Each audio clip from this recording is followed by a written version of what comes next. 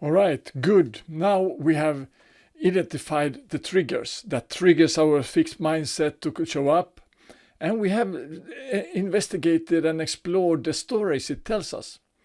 And that's a good, really good start. We have we know our fixed mindset much better now, and that's good. That's good.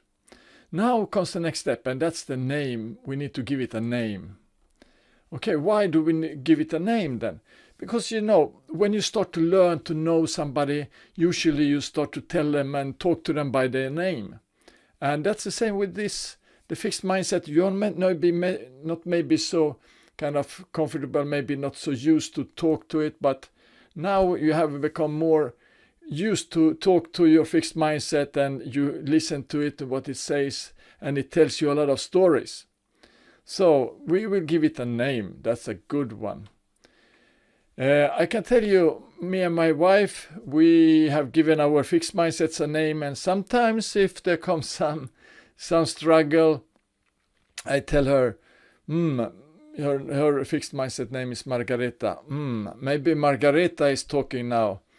And she can tell me that maybe Tapio is talking now. That's my second name. And then we laugh about it because we both know that there is something that isn't growth mindset-ish here.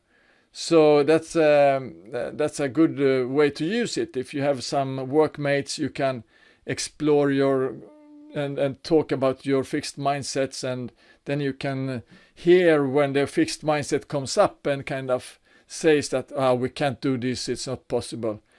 That's completely a fixed mindset kind of attitude, and then you can tell them that maybe this one is talking to you now, and stuff like that. So you can call it your middle name. You can take something from a character, a book, some relative, somebody you have seen in life, somebody that you can associate with this kind of fixed mindset. Please take a few minutes, write down, brainstorm a little bit, pause the video here, and see what you can do and what name you can come up with.